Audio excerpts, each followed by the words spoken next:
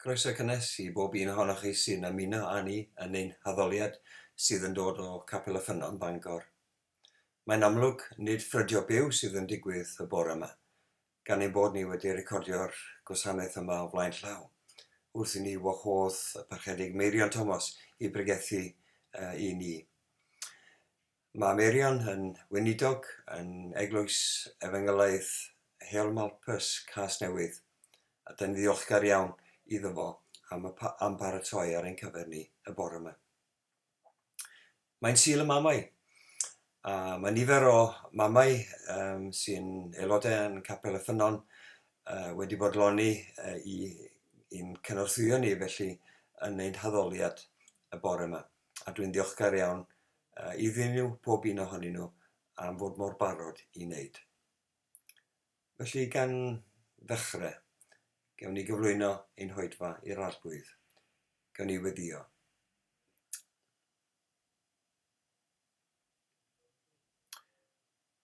O Dduw ein Tad, derbyn ni nawr wrth i ni droi at y tîm yn gweddi ar ddechrau yr oedfa yma bore yma. Dyn ni'n gweddio am gymorth.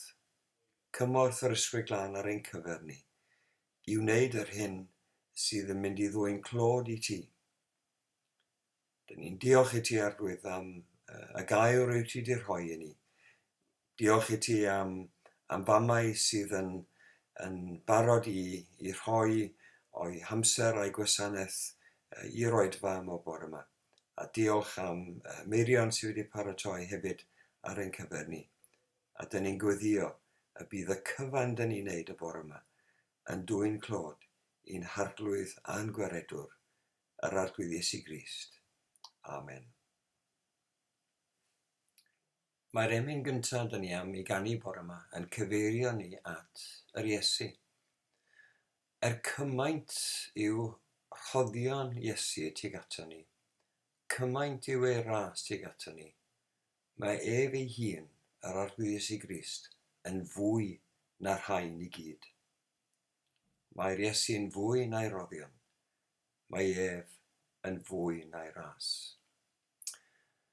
Ar ôl ni ganu'r emyn yma, bydd Bethan yn darllen o'r gair.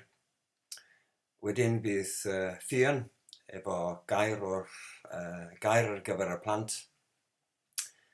Bydd Debs wedyn yn cyflwynio emyn i ni i ganu gyda'n gilydd, emyn o'i dewis ei hun. Ac ar ôl ni ganu'r emyn yna, bydd Gwenan yn ein harwain ni mewn gweddi. Felly, gawn ni ganu Mae'r Iesu'n fwy na'i roddion.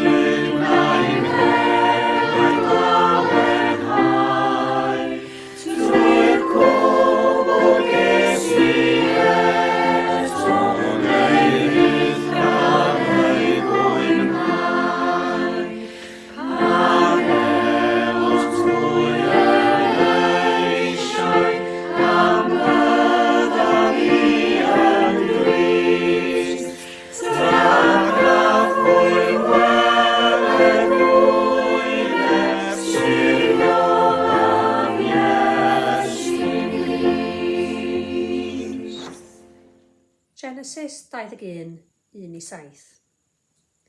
Ymwelodd yr arglwydd a Sara yn ôl i air, a gwnaeth iddi fel yr addawodd. Bechiogodd Sara ac en ei mab i Abraham yn ei henaint. ar yr union adeg a ddywedodd Duw wrtho. Rhoes Abraham i'r mab a anwyd iddo o Sara yr enw Isaac, ac enwidodd Abraham ei fab Isaac yn 8 diwrnod oed, fel yr oedd Duw wedi gorchymyn iddo. Roedd Abraham yn 100 oed pan anwyd iddo ei fab Isaac, a dywedodd Sara, parodd Duw i mi chwerthin, fe fydd pawb a glyw am hyn yn chwerthin gyda mi. Dywedodd hefyd, pwy fiasa wedi dweud wrth Abraham y rhoddai Sara sigyn ei blant, eto, mi enais fab iddo yn ei henaint. Hebreaid 11, 8-12. Trwy ffydd yr ryddhad Abraham i'r alwad i fynd allan i'r lle roedd i'w dderbyn yn etifeddiaeth, ac fe aeth allan heb wybod i ble roedd yn mynd. Trwy ffydd yr ymfudodd i wlad yr Iddewyd, fel i wlad estron, a thrigodd mewn pebyll, fel y gwnaeth Isaac a Jacob, cyd etifeddion yr un a ddewyd. Oherwydd yr oedd ef yn disgwyl am ddinas ac iddi sylfeini, a Duw yn bensaer ac yn adeiladydd iddi. Trwy ffydd a Sara hithau yn ddiffrwydd, a cafodd nerth i genhedlu plentyn, cymaint ei oedran, am iddo gyfrif yn ffyddlon yr hwn oedd wedi addo. Am hynny felly, o un dyn, a hwnnw gystal â bod yn farw, fe gododd disgynyddion fel ser y nef o ran ei nifer, ac fel tywod dirifedu glan y môr. 1 Pedr 3, 1-6.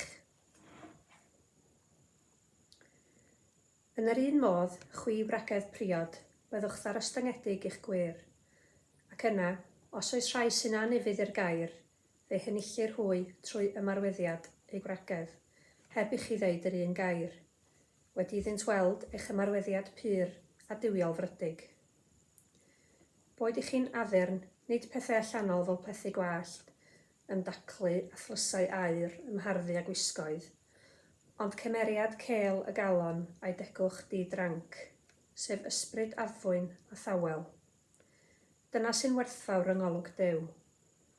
Oherwydd felly hefyd, y byddai'r gwragedd sanctaidd gynt, a oedd yn gobeithio yn yw, yn ei haddurnau hunain. Byddant yn ymddarostwng i'w gwir, fel yr ryddhad Sara i Abraham a'i alwn arglwydd, a phlant iddi hi ydych chi, os daliwch ati i wneud daioni, heb ofni dim oll. Bore da pawb, sy'n y mam a hapus i chi. Cofiwch ddeud wrth mam neu nain, neu anti neu rywun, diolch heddiw, iawn? Mae Meirion heddiw yn mynd i sôn am ddynes, mam, gwraig, nain, rhyfeddol mae'r Beibl yn sôn am. Ei henw hi oedd Sara. A mae'r Beibl yn sôn amdani hi fel dynes oedd efo ffydd. Mae Meirion yn mynd i sôn mwy am hynny bellach ymlaen, i ffydd hi. Ac o'n i'n meddwl ella sa'n ni'n cael sgwrs bach ynglyn â beth ydi ffydd, ac ella bysa rhywbeth dwi'n dangos o fan hyn yn gallu helpu. Mae'r Beibl yn deud, yn dechrau Hebreaid, pennod 11, mae'n deud, trwy ffydd, da ni'n dallt fod y byd wedi cael ei greu gan Dduw a'r air Duw, a fod be da ni'n gallu gweld rwan wedi dod o ddim byd. Ffydd sy'n ei ni gredu hynna, achos oedd ni'n mynna na. Iawn, so mi yna ni'n cofio'r byd yn cael ei greu, Duw oedd yna, ond trwy ffydd da ni'n credu fod hynna wedi digwydd. A trwy ffydd, da ni angen credu fod Duw ar waith yna ni heddiw. Da ni'n weld o, ond mae Duw ar waith. Wan ta, dwi'n greu bara. Mae ddi Gwenar, dwi'n yn gweithio, a dwi'n cael hwcio. A, dwi'n ychwanegu blawd, mama, iawn, a halen, dwi angen creu bara. Ond, tydi beth sgenna i fewn yn y botyn yma'n hyfryd, yn edrych ddim byd wrth y bara. Mae o yn fowlan, efo blawd yna yma. Ond dwi'n ta, mae'r pacad yma yn deitha fi, os na i roi hwn, beth sy'n fewn hwn, yn yr bowlan gymysgu, os roi hwn i fewn, neith o'n ei bara. Dwi'n jyst edrych ar beth sydd mewn fo.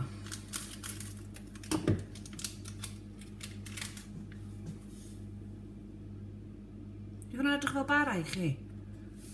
Na. Burym ydi hwn, chi'n gweld ydwch? Burym. A dwi'n yn cweit yn dal sut mae'n gweithio. Ond be dwi yn gwybod, ydy fod y pacad yn deud, os na i roi hwnna i fewn efo'r blawd, a'r halan, a'r dŵr, cymysgio, aros dim bach, rhoi o'n y popdy, wneith o'n neud bara. Dwi'n yn gwybod sut. Ond achos oedd y pacad yn deud, mae rai fi gael ffydd, mae rai fi trystio, na dyna sy'n digwydd. Digwydd bod, dwi wedi gwneud bara o blaen, a dwi'n gwybod fod o yn gweithio. Dwi'n gwybod fod o'n gweithio, dwi'n gwybod sut, ond mae yn gwneud bara. Ac yn yr un ffordd, dyn ni'n gorfod trystio Duw. Dyn ni'n gwybod sut mae Duw'n gweithio. Dyn ni'n gwybod pam weithio. Dyn ni'n gwybod beth i pwrpas Duw. Ond mae Duw yn holl alluog ac yn holl wybodus. A mae'n gwybod beth sy'n dda i ni. A mae rhaid ni trystio fod Duw yn gwybod beth mae'n neud. Ac efallai fod ni'n mynd all, ac efallai welwn ni ddim am amser hir beth yw'r pwrpas a beth yw'r reswm. Ond mae rhaid ni gael ffydd. A gawn ni ddysgu mwy heddiw gan Meirion ynglyn â ffydd Sara. Diolch. Diolch am y cyfle i rannu ac i ddewis emyn ar gyfer y cwrdd bore yma. Pan o'n i'n trio dewis un, be nath dod i meddwl fi oedd pa mor ddiolchgar ydw i am y ffaith bod Duw yn caru ni, yr ffaith bod e yn ddoeth, a'r ffaith bod e mor ffyddlon i ni. Mae Sul y Mam yn gallu fod yn diwrnod anodd i pobl am resymau gwahanol, ac felly o'n i'n meddwl sy'n ni gallu canu doethineb perffaith Duw y Tad, ddatguddir drwy bydysawd maith, pob peth y grewyd gan ei lais, a gaiff ei gynnal gan ein barhaus. Mae'r emyn yn mynd mlaen i sôn am doethineb Duw yn y ffordd mae'n gofalu amdano ni, doethineb Duw yn y ffordd mae wedi trefnu iachawdwriaeth i ni cael yn achub, a doethineb Duw yn y ffordd mae bywydau ni yn gweithio allan. Ac felly, beth am i ni addoli nawr trwy canu hyn gyda'n gilydd.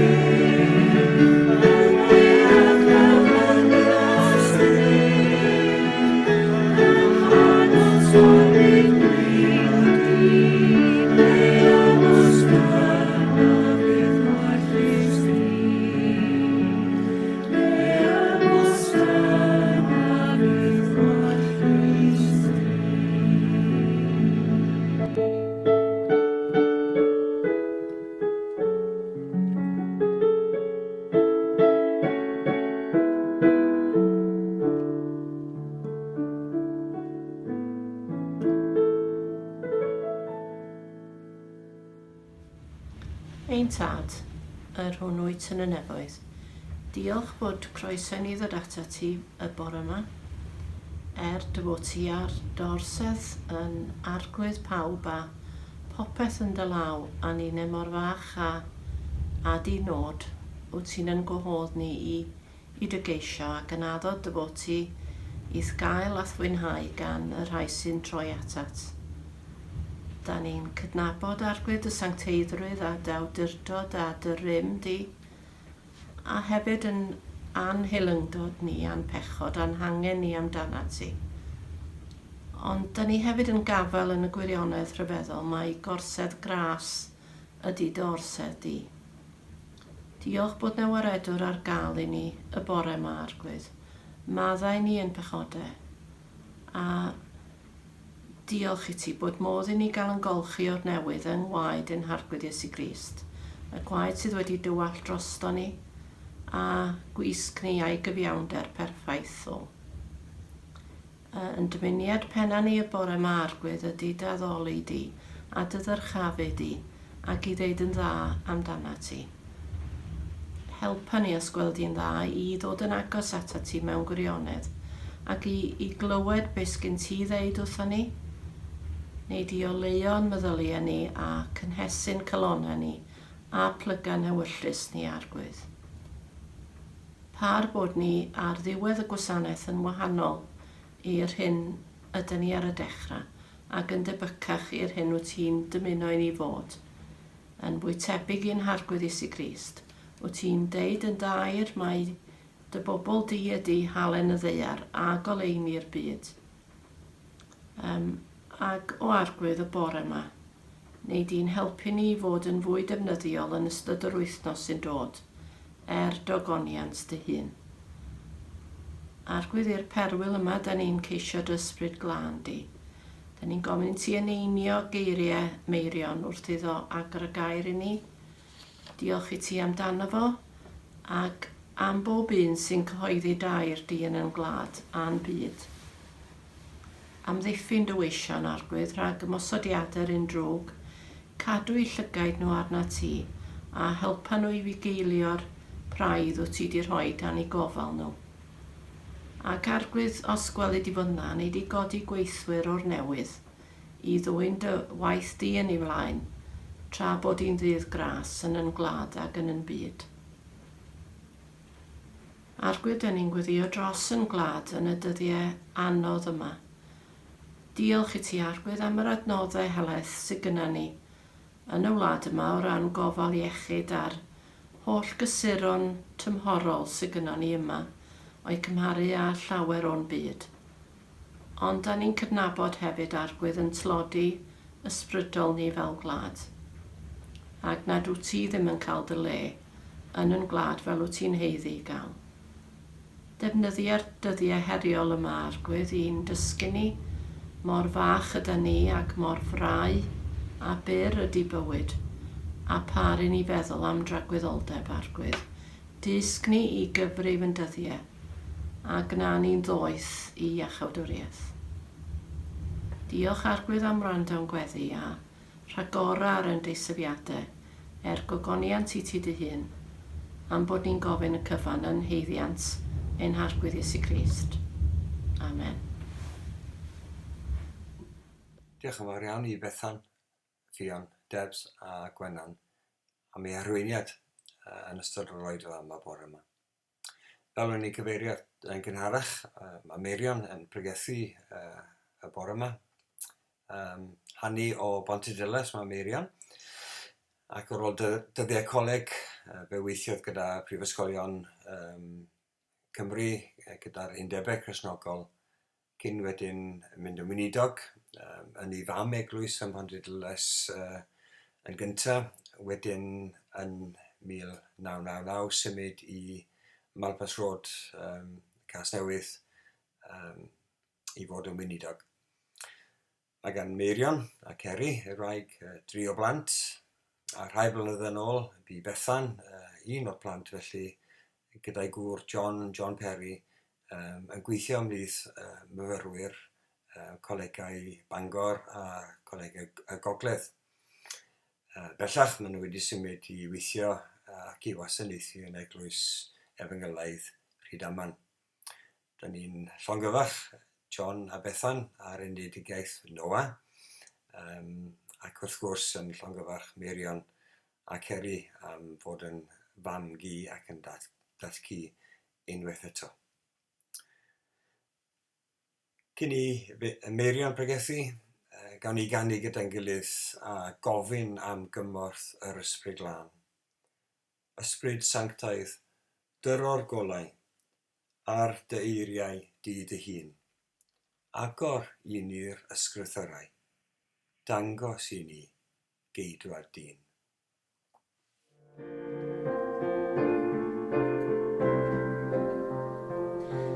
Ysbryd Sanctaidd, dyro'r golau ar dy eiriau di dy hun. Agor i ni'r ysgrythyrau, dangos i ni geidwad dyn.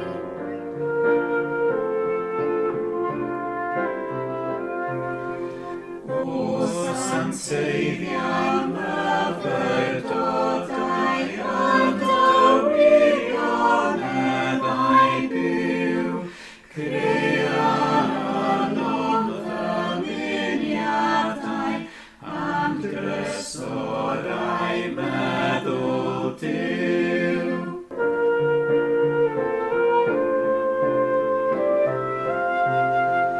Gweld yr Iesu dyna ddigon ar y ffordd i enaid tlawd. Dyma gyrraedd yr uffyddlon ac yr un yn well na brawd.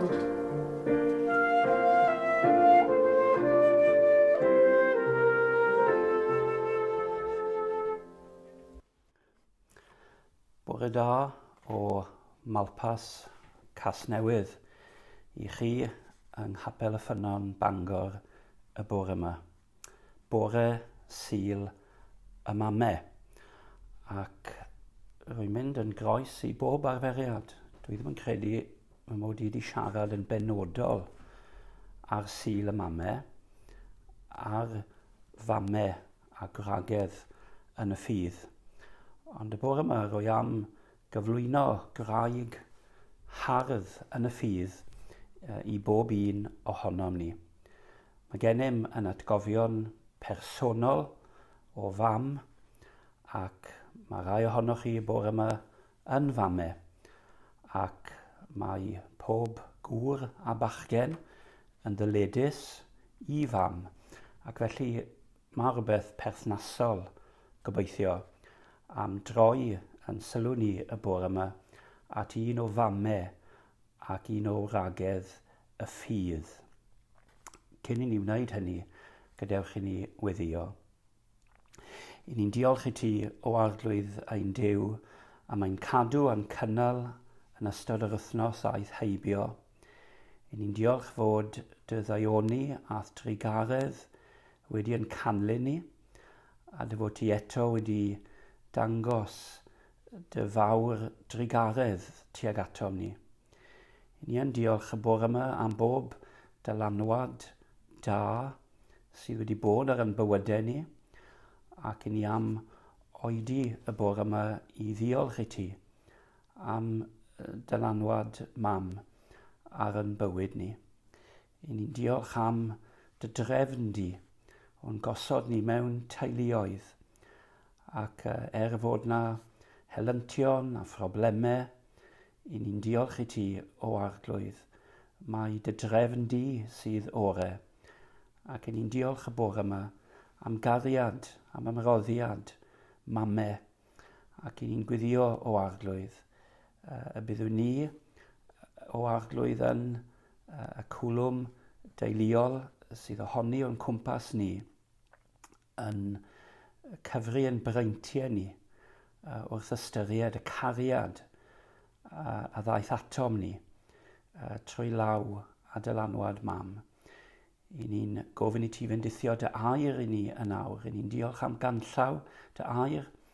I ni'n diolch am goleuni y gair. I ni'n diolch am wirionedd a pherthnasedd y gair I bob ran o'n bywyd ni. Ac I ni'n gwyddio o arglwydd y byddwn ni'n cael gras I fod yn ifydd I dy air di ac o arglwydd I fod yn gyfryngau bendith I eraill o'n cwmpas dy glod ac dy ogoniant. Amen. Wel, yn llyfr yr Hebreaid, mae'n testyn i'r bore yma, Hebreaid 11 ac adnod 11, sydd yn tynnu sylw at Sara trwy ffydd.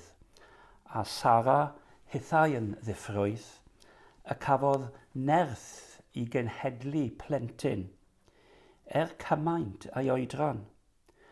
Am iddo gyfrif yn ffyddlon, yr hwn oedd wedi addo. Wel, dyma I ni ddisgrifiad y bore yma o ffydd Sara. Ac rwy am nodi 4 peth am ffydd Sara y bore yma. Yn gyntaf, eisiau tynnu sylw at y ffaith bod ffydd Sara yn portread I ni. Mae yna bortread, mae yna ddarlun yma o ffydd yn gweithredu y mywyd un person ddaeth yn fam, un person oedd yn wraig, un person oedd yn rhan o un diwylliant, ond mi gafodd I galw allan o'r diwylliant yna I ddiwylliant arall. Ac felly mae yna rhywbeth berthnasol wrth I ni edrych ar ffydd Sara, ac mae yna portread yma, darlun, hardd yma o ffydd Sara. Mae Sara yn cael I nodi yn y fan hyn fel un o nifer sydd yn rhan o beth sydd wedi cael ei alw yn oriel, enwogion y ffydd. Mae yna oriel, mae yna ddarlunio yma o ffydd Sara. Mae yna bortread o ffydd. Mae pob un ohonyn nhw yn cyfrannu at y cwmwl tystion hynny. Mae'r 12 bennod o Hebreaid yn sôn amdano. Pob un yn ei tro mewn lle arbennig, mewn amser arbennig, mewn amgylchiadau arbennig, yn cyfrannu at y dystiolaeth o ymwneud Duw ag unigolion a'i teuluoedd. Unigolion a theuluoedd fi'n cadw lamp y ffydd yn ynghyn yn eu cyfnod arbennig nhw. Ac mae Sara yn un ohonyn nhw. Graig Abram oedd Sara. Dim ond un graig arall sy'n cael ei enwi yn yr rhestr yma yn Hebreaid 11, sef Rahab. Mae Abram a Sara wedi cael ei galw o wlad paganaidd y Coldeaid. Mewn ffydd mae'r ddau yn mentro ymateb I alwad Duw ar ei bywydau nhw. Nid cam bach oedd symud o gefndir, mae'n bosib cyfforddus, I cartref a'i cynefin, I rodio ac I sianelu nawr ei bywydau tuag at gwlad ar y ddewyd, gwlad Canan. Maen nhw'n cael addewid gan yr arglwydd, addewid cyfamodol. Y byddai had a disgynyddion i'w llinach. Cawsant addewid o fendith a diogelwch yr arglwydd yn darian o'i cwmpas nhw. Cael Duw yn dad a thad yn noddfa'n graig. Maen nhw'n cael holl addewidion Duw i'w tywys nhw ar y daith fel petai. Wel, dyma man cychwyn y portread o ffydd sydd gyda ni y mywyd Sara. Cam yn ymateb i alwad Duw. Mae'n ifuddhau gyda'i gŵr i alwad Duw. Mae'n derbyn arweiniad Duw nawr i'w bywyd. Roedd na lleisiau lu o'i cwmpas, y siwr o fod yn ei denu hi i aros yn ei hunfan. Ond mae'n gwrthod y lleisiau yna ac mae fel petai yn clywed y llais nefol ac mae'n ymateb i'r llais nefol yma. Dyma gwreiddyn, ffydd i bob un ohonom ni. Mae yna leisiau mawr, mae yna leisiau croch o'n cwmpas ni yn dweithio ni i droi i'r ffordd yma, i droi i'r ffordd arall, i ddilyn y llwybr yma, i ddilyn y llwybr acw. Ond mae ffydd wedi clywed llais Duw. Mi glywaf dyna'r lais yn galw arna fi. Ac i ni'n ymateb i'r llais hwnnw. I ni'n ymateb i'r cymhelliad dwyfol yna, fel Sara. Felly, mae'n ddarlun, mae'n bortread hardd o ufuddod ffydd, oherwydd dyma beth yw ffydd. I ni'n ufuddhau, i ni'n ildio i ewyllus ac i arweiniad Duw yn ein bywydau ni. I ni'n cymryd Duw ar ei air. Dyma mae'r testun yn dweud y bore yma, am iddo gyfrif yn ffyddlon, yr hwn oedd wedi addo. Mae Duw wedi gwneud addewidion mawr, addewidion gwerthfawr, i Abraham a Sara, ac gyda'i gilydd maen nhw'n ymateb i hynny, i fuddod. A fel ddwedes i, i fuddod oedd wedi cael ei arddangos yng nghyd-destun i'r y Caldeaid. Ac mae'r Beibl yn dweithio ni fod na un peth yn nodweddu i'r y Caldeaid, a hynny yw eilyn addoliaeth. Hynny yw aml dduwiau. Ac mae Sara'n cefnu ar hynny. Yn hyn o beth mae'n ymdebygu i chwaer arall yn y ffydd, ond yw hi. Chi'n cofio geiriau Ann Griffiths. Be sydd i mi mwy awnelwyf ag eilunod gwael, neu gwag y llawr.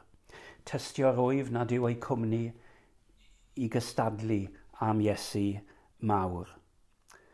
Ac felly boed chi y bore yma yn wraig, yn fam, yn ferch, neu yn ŵr ac yn fachgen, ydych chi wedi i fuddhau i alwad yr arglwydd.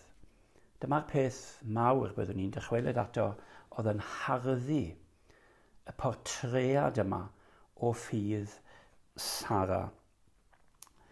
Weithiau mae'r alwad yn rwydd ac yn ysgafn, ond mae yna gost. Mae yna gost i'r alwad, ac mae Sara yn gwynebu y gost yma yn ei bywyd. Portread o ffydd. Ond yn ail, rwy eisiau ni ystyried problemau ffydd. Dyw bod yn gredadun ddim yn eich gwneud chi'n berffaith.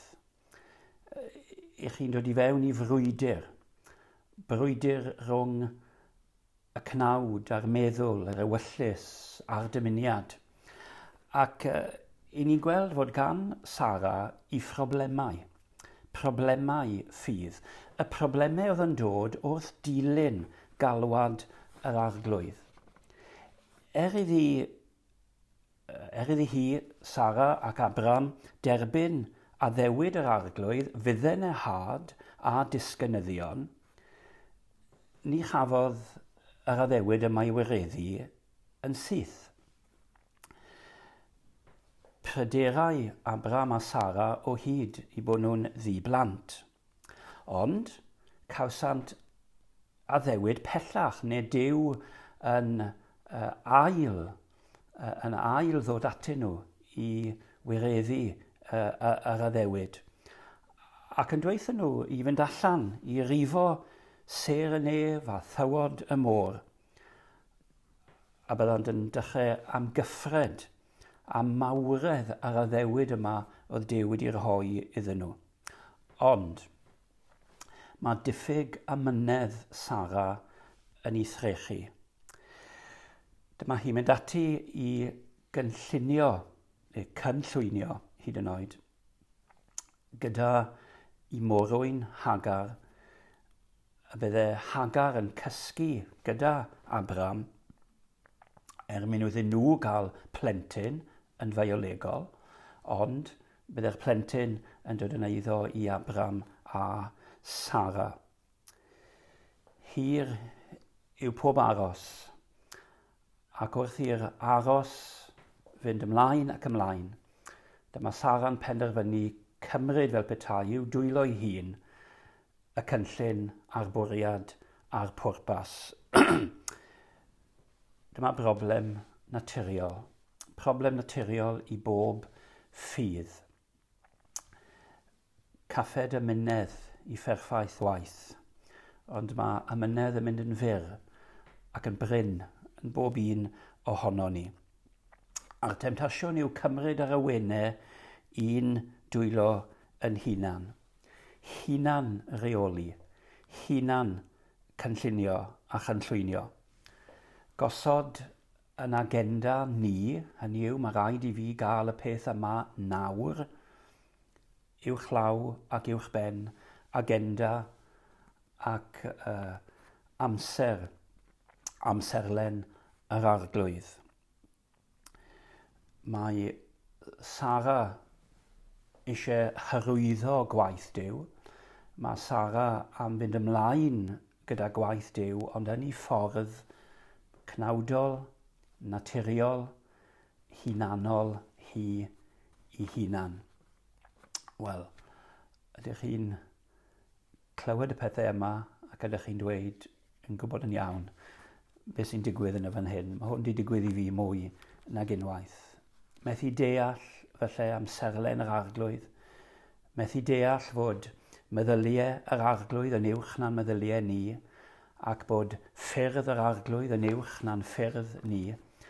Ac felly, i ni mynd ati i osod agenda sydd â yr hunan a'r personol yn y canol. Ac wrth gwrs, fe gafodd babi i eni i Hagar Ishmael. Ac mae yna broblemau lu yn y fan yna hefyd. Ond mae Duw yn drigarog. Mae Duw pob amser yn drigarog. Ac bod Sara wedi ildio mewn angrediniaeth ac anufuddod, dyw Duw ddim yn tynnu ar y ddewid yn ôl. Yn wir, mae'n dod eto ac yn dweud wrth Abram a Sara, mi fydd y mab yn cael i eni. Mae'r amser yn mynd ymlaen, maen nhw nawr yn 90. Dyw'r babi'n dal ddim wedi cael ei eni. Ond mae Duw yn addo ar amser penodedig. Yn wir, mae yna ymwelwyr pwysig yn dod, nefolaidd, ac mae Duw yn tanlinellu y ffaith fod yr addewid yn mynd i gymryd lle. Ond mae Sara eto yn ymateb mewn anufuddod. Mae'n chwerthin. Hynny yw chwerthiniad o angrediniaeth. Gall hyn ddim fod yn wir. Dyw e ddim yn naturiol. Ac wrth gwrs, dyma'r union bwynt. Dyma'r union bwynt. Mae e'n oriwch naturiol. Gwyrth, un o wyrthiau mawr yr Hen Testament yw geni Isaac. Ac dyma ni'n cyffwrdd eto â problem sydd yn gyfoes. Wrth i ni gael yn gwynebu gyda'r goruwch naturiol a'r gwirthiol, mae'n anodd iawn i ni gredu. Hynny yw angrediniaeth yw default position pob un ohono ni. Angrediniaeth, gall hwn ddim fod yn wir.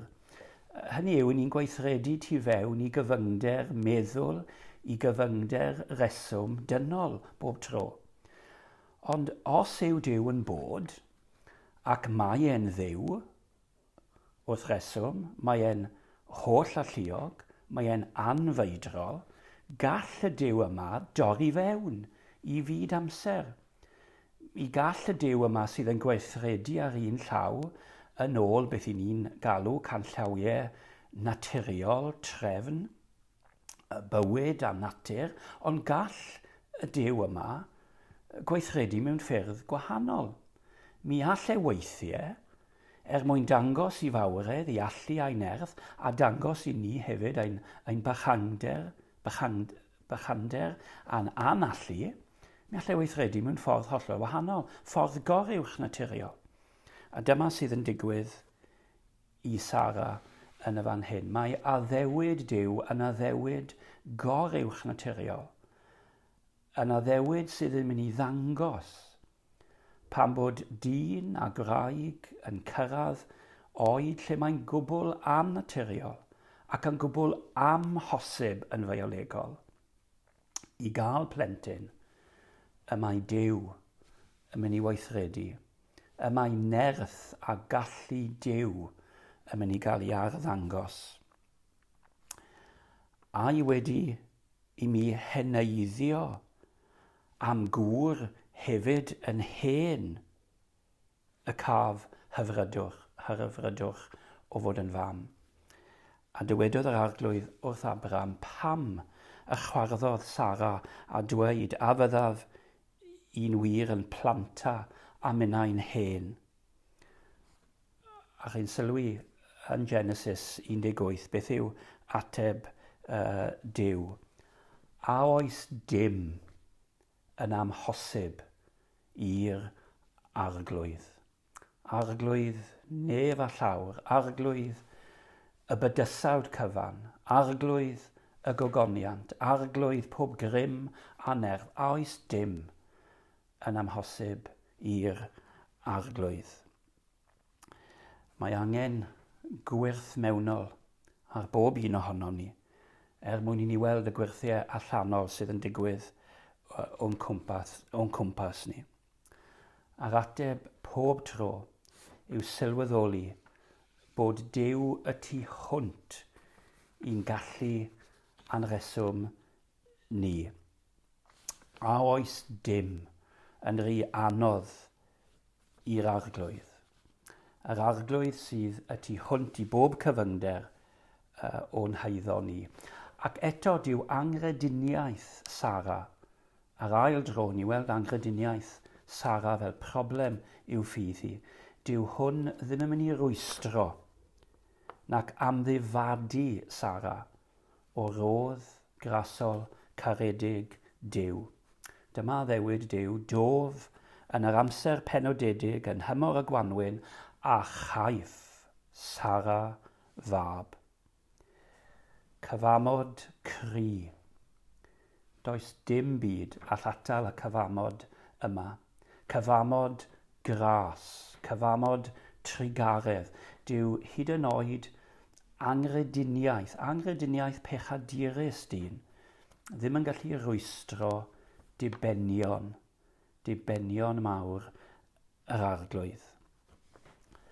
Ydych chi'r bore yma'n ddiolchgar am hynny? Petai eich angrediniaeth chi, petai eich anefuddod chi wedi eich llwyr trechu chi a llorio chi, bydd yna ddim gobeith I ni. Diolchwn am ddew y bore yma, y mae I rasau yn fwy na'n pechod, mae I drigaredd yn fwy na'n camweddau ni. Fod yna problemau ffydd, wel, y peth doetha pob tro yw gadael I ddew I ddatrys y problemau yn ei amser ac yn ei ffordd ei hunan. Felly Sara portread o ffydd, Sara problemau I ffydd, ond yn drydydd pleser ffydd. Mae Isaac yn cael I eni, ac mae yna bleser a mae yna hyfrydwch yn y genedigaeth yna. Fod Sara wedi chwerthin mewn angrediniaeth, mae nawr yn chwerthin mewn ffydd a chryduniaeth. Parodd Duw i mi chwerthin. Fe fydd pawb a glyw am hyn yn chwerthin gyda mi. Ydych chi'n clywed sŵn y chwerthin braf? Chwerthiniad i gŵr, chwerthiniad i ffrindiau a'i chyfeillion. Mae Duw wedi dod â llawenydd i'r teulu yma. Pan fod babi yn cael ei eni, mae yna wrth gwrs lawenydd pob tro. Mae yna ddathlu yn digwydd. Ond mae'r genedigaeth yma yn un gwirthiol, yn un sydd yn oruwch naturiol. Ac felly mae'r ffrydiau llawenydd sydd yn y teulu yma wedi dod o'r nef i hun. Llawenydd y ffydd, llawenydd pleser, hyfrydwch y ffydd nawr, fod a ddewid Duw wedi i wareddu.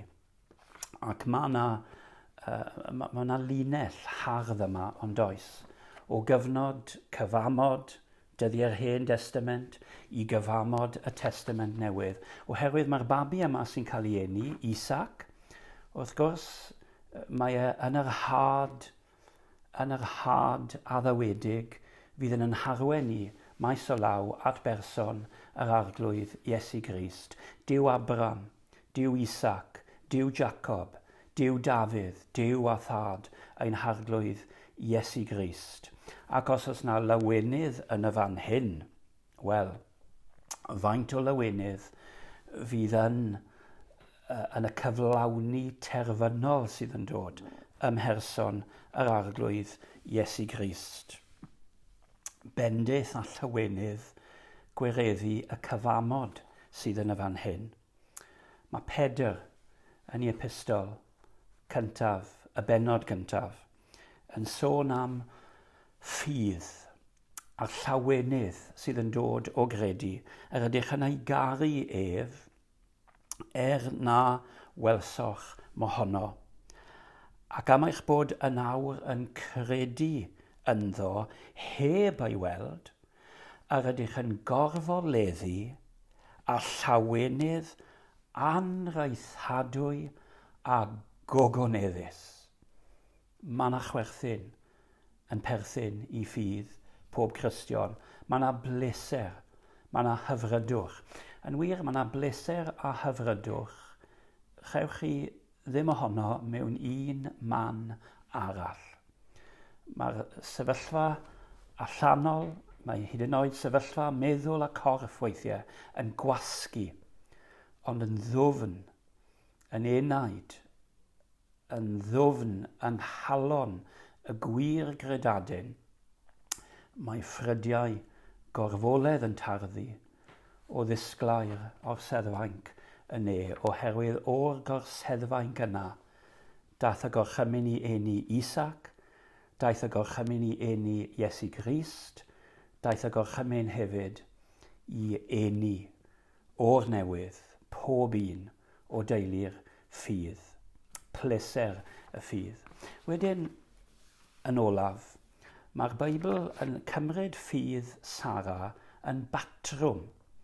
I ni wedi gweld fod ffydd Sara yn bortread, i ni wedi gweld y problemau, i ni wedi gweld y pleser nawr yn olaf, patrwm ffydd Sara. Pedr eto sydd yn dod â ni yn ei drydedd bennod o'r epistol cyntaf i ddefnyddio ffydd Sara yn batrwm. Mae ufuddod Sara a'r ffordd bu hi'n ddarostyngiedig i Abram i gŵr yn cael ei nodi yn y fan hyn fel darlun hardd atyniadol o ddiwioldeb. Nawr, mae rai bobl yn dweud, mae'n diwylliant ni ar hyn o bryd yn dweud, fod y darlun yma yn is-raddio graig. Hyd yn oed yn ei bechanu hi a'i chaethiwo hi. Mae hyn yn rhywbeth wrthyn i'n cymdeithas ni. Ond nodwch yma y geiriau allweddol ar ddiwedd adnod 4 o'r drydydd bennod yma yn 1:4. Fod ymostyngiad ac ufuddod Sara yn werthfawr, nid falle i'r diwylliant, yn werthfawr nid i bobl eraill, nid dyna'r ystyriaeth cyntaf, ond yn werthfawr yng ngolwg Duw. Persbectif Duw, nid dynion a'i diwylliant sy'n cyfri, yng ngolwg cynllun Duw, yng ngolwg pwrpas Duw i Sara ac i wragedd yn benodol. Yng ngolwg Duw, felly nid datganiad sydd yn y fan hyn am gwerth Sara, na statws Sara. Yn wir, mae statws Abram a Sara yn gyfartal. Yn wir, mae'r 7fed adnod yn dweud fod gwir a gwragedd yn hollol gyfartal fel cyd etifeddion, gras y bywyd. Yr un gras sydd yn achub pob graig a phob dyn. Yr un gras, yr un bywyd tragwyddol sydd yn gwneud ni yn gyfartal ac yn un ac yn gallu mwynhau yr unoliaeth yna sydd gyda ni fel gwir a gwragedd yng ngolwg Duw. Beth mae'r bennod yma ac Effesied a Colosied hefyd ac yn wir Genesis yn gwneud ydy nodi gwahaniaeth swyddogaeth gŵr a graig. Mae cyfrifoldeb y gŵr a'r wraig yn wahanol. Hynny yw, mae rôl y ddau yn gyfochrog i'w gilydd. Y gair yn Saesneg, complementary. Mae swyddogaeth Sara fel graig yn cyfateb i rôl ac i swyddogaeth Abraham. Mae'n rhyfedd meddwl fod yr arglwydd Iesu Grist oedd yn un ar tad, yn un mewn natur, yn un mewn urddas, yn un mewn gogoniant, yn un mewn pwrpas, eto fel mab, roedd e'n darostwng, yn ymddarostwng, mewn ufuddod fel mab. Ymostyngiad swyddogaethol. Maddeuwch y termau mawr yma. Ond ymostwng o ran ei swyddogaeth yn yr hefn ryfedd, undod, y dryndod, naeth yr arglwydd Iesu Grist. Nid rhywbeth caethywys, nid rhywbeth slafaidd yw ufuddod ac ymostyngiad Sara, ond yn wir mae'n Grist ganolog. Yn yr un ffordd, nes ymlaen, bydda ni'n mynd ymlaen i ddilyn y pwynt yma fod gwir i fod i caru i gwragedd fel y carodd Crist yr eglwys. Hynny yw Crist sydd yng nghanol y ffydd yma. Felly mae Sara yn plygu yn ddeallus ac yn urddasol i drefn a chynllun yr arglwydd, a dyma'u harddwch chi, a dyma'u ffrydferthwch chi, medde Pedr. I ni wedi dyfynnu am Griffiths unwaith, o gadewch i ni fynd am yr ail dro. O am fywyd o sancteiddio, sanctaidd enw pyr fy niw, ac ymostwng yw ewyllus, a'i lywodraeth trafwydd byw, byw dan addunedi a thalu, byw dan ymnerthu yn y gras, sydd yng Nghrist yn drysoredig i orffygu ar y maes. Roedd Ann Griffiths hithau hefyd yn fersengl, ond yn batrwm o ffydd. Felly meddyliwch y bore yma wrth i ni gloi am famau y ffydd. Am famau y ffydd yn gwlad ni, yn byd ni y bore yma, yn eglwys yr arglwydd Iesu Grist. Maen nhw'n harddu'r eglwys. Ac yn ni'n diolch yn fawr iawn, nid mewn ffordd nawddoglyd, ond mewn ffordd gobeithio sydd yn dangos gwir gwerthfawrogiad fod ffydd yn fwy na dim byd arall yn gallu harddu a phrydferthu bywyd pob graig, pob mam, pob mer sengl, pob gweddw, pob dyn, pob gŵr, pob bachgen. Ffydd yw y peth mwyaf pwysig. Wel, gweddiwn y bydd gwragedd fel Sara yn codi yng Nghymru ac yn eglwys yr arglwydd Iesu Grist heddi. A Duw Sara a Duw Abram fydd yn derbyn y clod a'r mawl. Amen. Dyn ni am droi at emyn arall o eiddo angryffus i orffen ein hoedfa y bore yma. Emyn sy'n sôn am y ffydd a dyhead am gael y ffydd yna i weld yr arglwydd Iesu Grist. Mae'r ail bennill yn sôn am o fenaid gwel addasrwydd y person rhyfedd hwn, dy fywyd mentra arno ac arno rhod y bwn. O am gael y fath ffydd ein bod ni'n mentro y cyfan sydd gyda ni ar yr arglwydd Iesu Grist.